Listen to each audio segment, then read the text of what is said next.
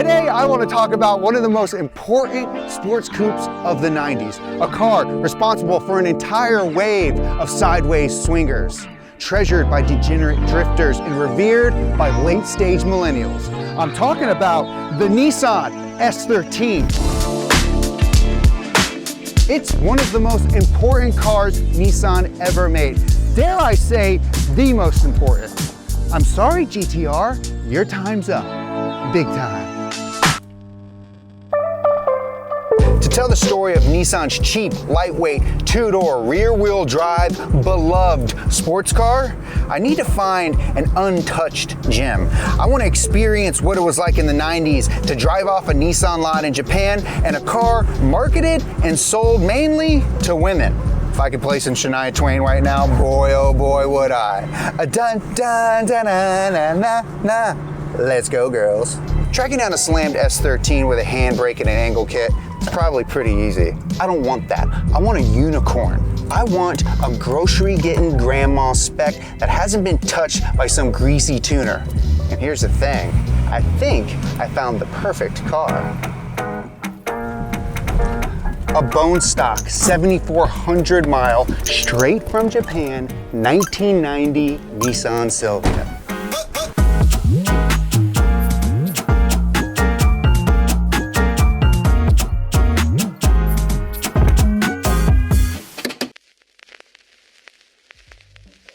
The dead giveaway that we have a Japanese spec S13 is in the name, which you can see right here, Silvia. Nissan decided to make some things confusing when naming the S13. They called it the 240SX here in the States in both hatchback and coupe configurations. They called it the 200SX in Europe, and in Japan, they called it the 180SX for the hatch and the Silvia in the coupe. From 1988 to 1998, 10 years, the S13 was sold in Japan. There's a chance that you could walk into a Nissan dealership in the Far East in the 90s and pick out an S13, an S14, an S15, a 300ZX twin turbo, an R33 GTR, and an R34 GTR, all in the same dealership. Those are everyone's most favorite Nissans ever in a single building. So why on earth, if you walk up inside there, pick this thing? And why the heck did Nissan sell it for so long? If you're expecting a weird transition right here, we're not gonna do it. So, probably the most obvious reason would be cost. The S13 was priced anywhere between $13,000 to $18,000 depending on the options. A base 300ZX in 1990 was $27,000. So you get a pretty cool sports car without having to pay twice as much money. And speaking of options, the Silvia had a pretty unique way to identify their trim levels. Playing cards. The base model being the Jack. You got roll-up windows, no AC, 14-inch steel wheels, pretty bare bones. Next is the Queen, which we have here. Now this is the middle of the road option. You got power mirrors, power windows, AC. You could also get an optional LSD, which this car doesn't have, but you can pay a little bit more and get that sweet, sweet list. And then there's the Kings. All the upgrades of the Queens, plus a little thing called a turbo under the hood. They also made a ace. On top of the K's and Q's models, they had club and diamond selection packages. See, Nissan marketed the S13 to women with options that seem as if it were an automobile fashion accessory. In fact, 75% of the sales were claimed to be purchased by better educated women. I don't know what that means, but they used it in their marketing. Okay, so I understand why someone would want to buy this car over some other Nissan options, but why did Nissan keep it around so long? Well, kind of an easy answer. Because people were buying it. They sold over 300,000 S13s in Japan during its run. Now, regardless of what option out car you got, the real treat of this car was the used market price. Letting 300,000 S13s age for a little bit helped cement this car as one of the best. Once upon a time, you could get this thing for like 1,500 bucks. You get really nice ones for like 3,000 bucks. You can get really, really nice ones for like 4,000 bucks. And because of that, it spawned a bunch of interest in guys and gals who like skidding around corners. A rear-wheel drive, manual sports car that's balanced, easy to work on, and most importantly, cheap. Unfortunately, you can no longer get them for that cheap. you'd be better off buying a used FRS or GT86. But what if you just so happen to have $14,000 burning a hole in your pocket? Could you get a low-mile, no-frills, Japanese MILF-driven S13 Silvia from Japan in two-tone seafoam green? But something's not adding up for me, okay? I'm in the garage of a car guy, clearly. Someone who on the surface is obsessed with center lock wheels, rare JDM parts, and has an unhealthy addiction to online auction purchases. So if you're a person who has that type of money, why on earth would you buy this car? What kind of chronically online maniac who's addicted to JDM parts, who also doesn't speak a lick of JDM, would do such a thing? Well, as it turns out, that person just so happens to be my best friend.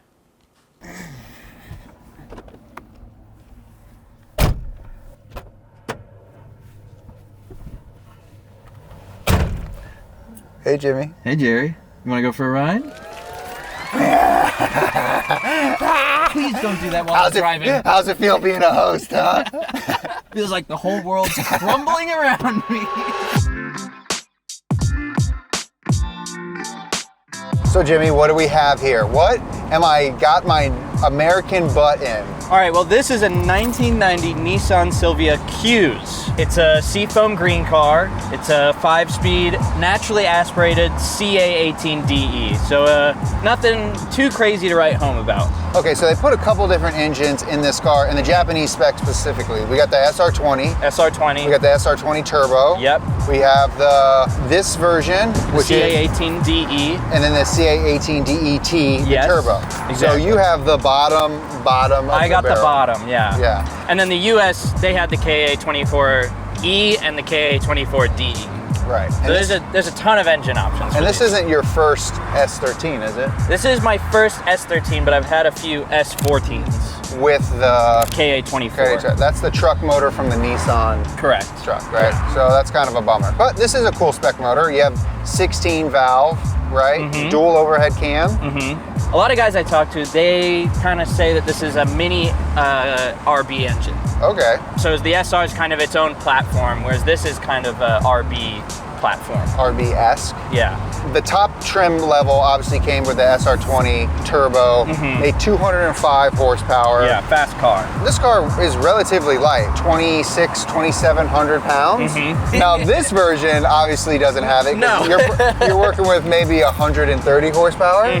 But you're not a guy who likes to go fast. No, I'm not a race car driver like yourself. Yeah. I'm a big cruising guy. Yeah. I like cruising around town. I like going and getting a good coffee. I like going up PCH. I like putting my girlfriend in the passenger seat, going and getting nice Chinese food, you know. It's funny you should say that because in my research, I realized this was considered a date car. Do you know that? No, I didn't know that. Yeah, a date car, meaning, you know, it's a car that you go on a date on. And that does make sense a lot because this car was marketed to women.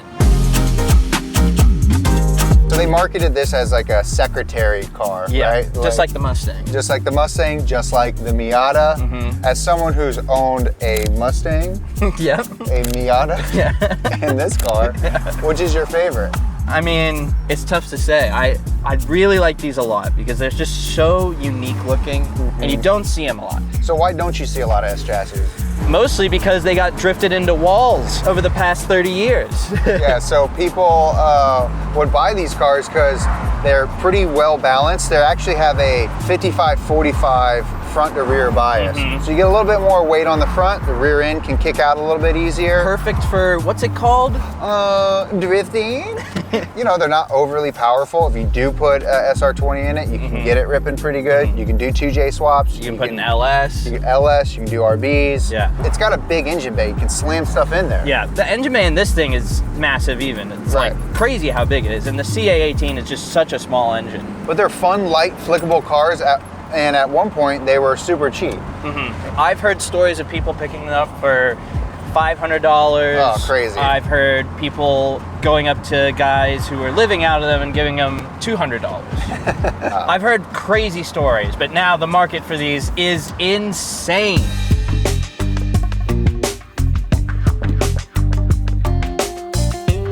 You know what? I don't think a lot of people know about your personal life, Jimmy. No, I don't think so either. They just see you as this side guy. The side guy, yeah. They don't know what I'm doing. Yeah, people don't know you. They see you around, but they don't know the real Jimmy. But you know what? I have a special treat.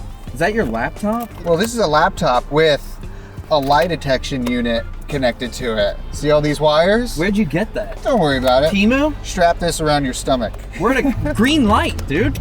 I gotta boot the software up. Can you hold the steering wheel? Yeah, sure. Shift. I gotta shift. Clutch in. There we go. Oh, God, dude. Okay, I'm strapped. There we go. Put this on your right index finger. Okay, all right. Right there we go. Put these on your Why is left. there so many attachments? Dude, I need a shift. Go for it. Now let me That's not on there. Yeah. Oh. Is this your first time doing this? We're connected here. Just got to do a little baseline reading here. You got to in tune to my Wi-Fi signal. Okay, Jimmy. So you're gonna have to answer each question truthfully, and it's a yes or no question. Okay. All right. Okay. Have you ever lied to avoid getting in trouble? Yes. Okay. Have you ever lied to a person of authority? And I'll say that I'm a person of authority. Oh yeah.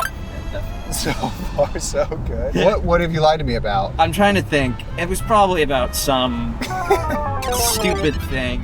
Oh yeah, because you are a producer on another little-known channel. Yeah. You're a producer that then turned to host. Yeah, Battlefield promotion. Yeah, well, not really. I think you wanted to be a host I did. before Yeah. Joby and I left. I think you're taking your licks right now. I am. Yeah. That's kind of part of it, though. It is.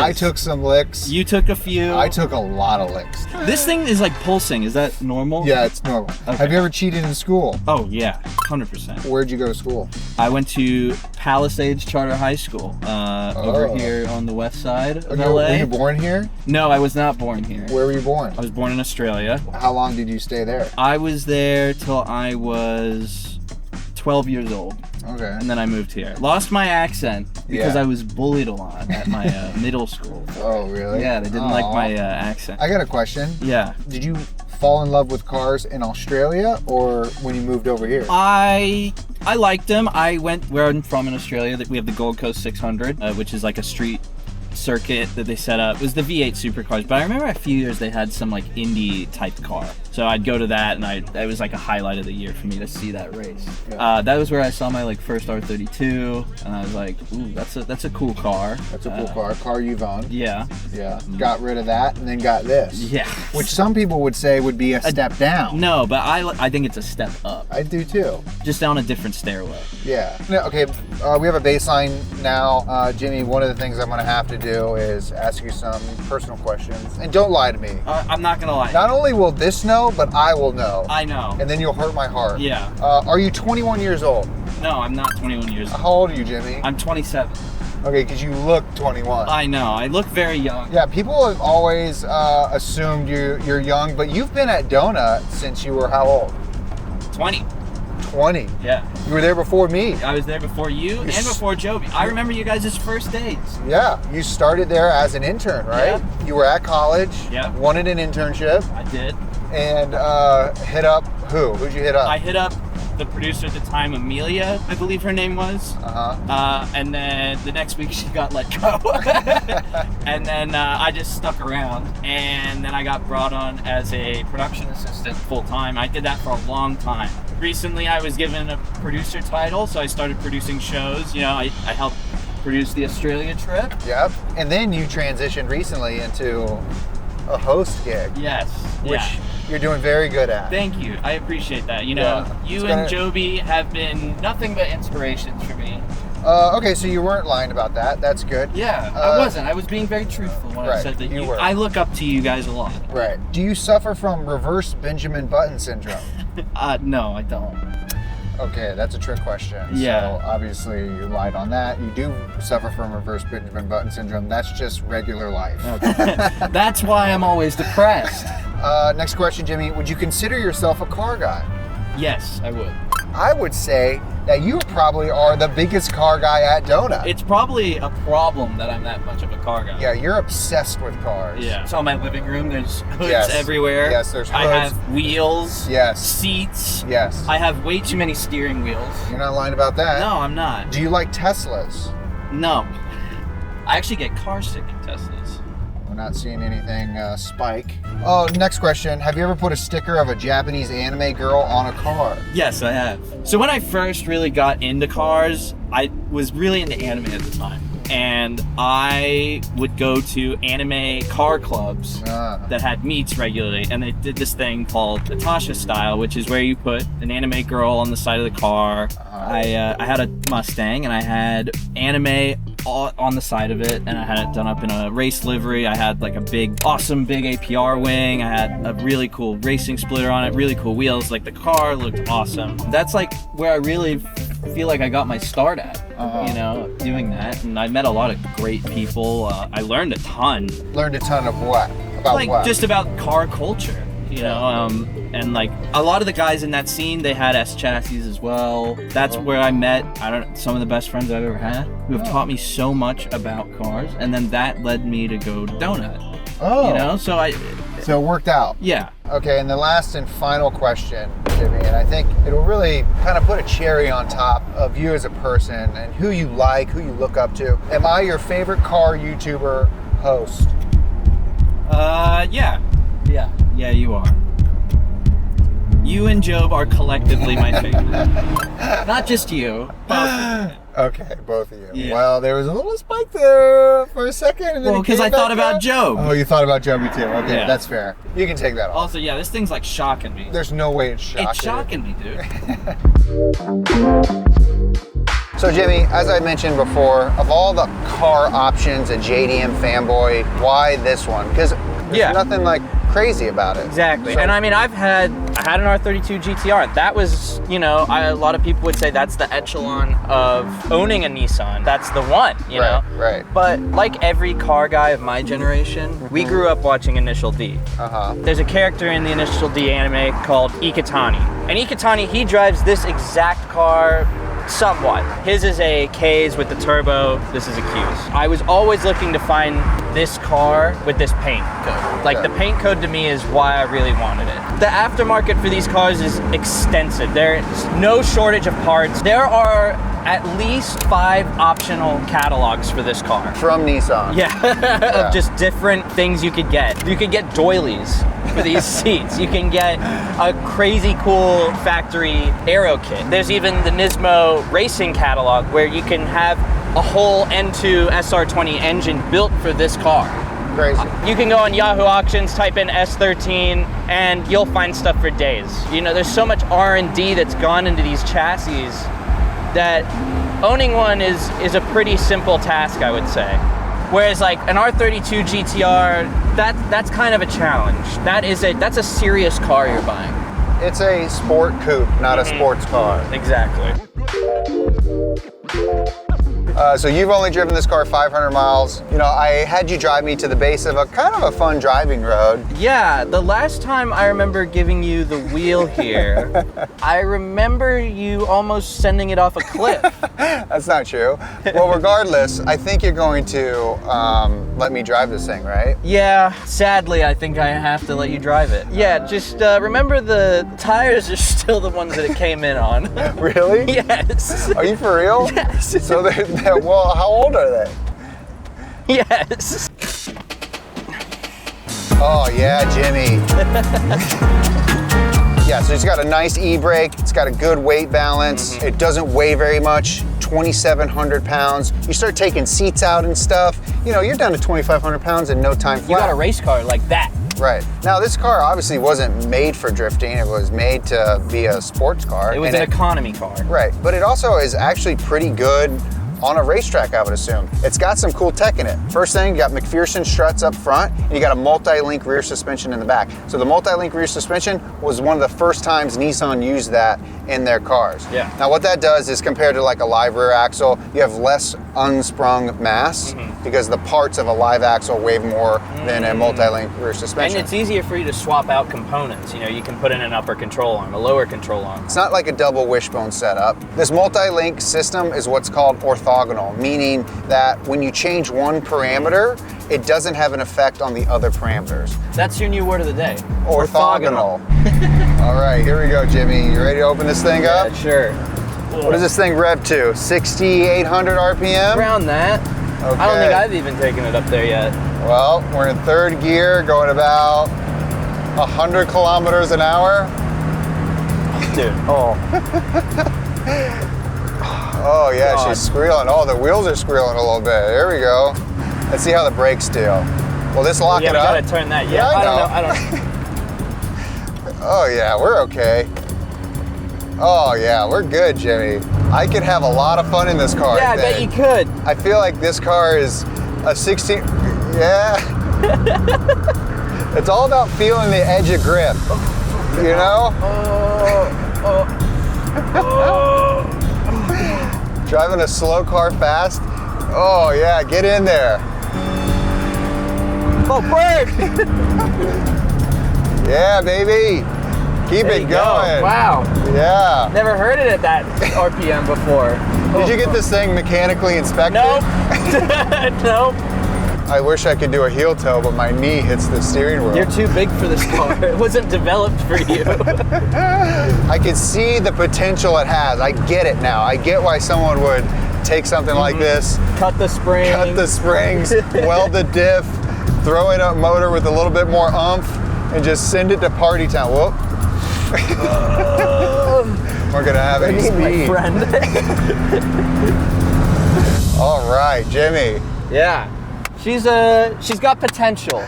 Yes, it's a real fun car to drive. If I were a kid back in the day and I got to learn how to drive a car, like a sports car, this would be a great platform to learn how to do it. And that's how a lot of kids, like car people in the industry, got into cars. It was this. Yeah, this was it. This started people's careers. Hey, so I'm a little hungry. And you know, I think one of the things is I got to drive your car, but you know, a lot of people want to know what it's like to eat in a car that's owned by Jimmy. I don't know if a lot of people want to know like that. Maybe. You like Italian? Love Italian. I got a spot. Okay. Let's get out of here.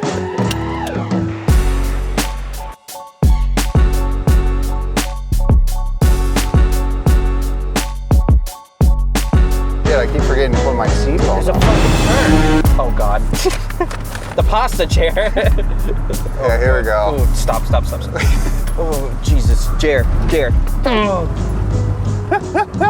I hate that turn so much. Oh God, Jerry. What? Jerry. What? The tires could probably... Yeah, also they're leaking air. There's a nail in the tire. Oh man, well it looks like our pasta's intact. Shall we? Well they don't have forks. Really? Yeah, there's no forks. There's no forks, Cannon. So, you know what, Jimmy? Cheers. That was a lot of fun. Cheers to... Please do not get it on the cloth. One bit of this tomato sauce on the cloth seats. This is gonna instantly devalue the car. Oh my God. That's how you eat chicken parm. Well, Jimbo, thank you so much for allowing me to learn a little bit about your car and learn a little bit about you. Yeah. If you guys like this video and like seeing videos like this, comment, like, subscribe, do all that fun stuff, share with your friends. We're trying to build something here at BigTime, so anything you guys can do to support, we greatly appreciate it. We love you guys so much. Jerry's the man. Jimmy's a man. Oh. Bye guys. Bye-bye.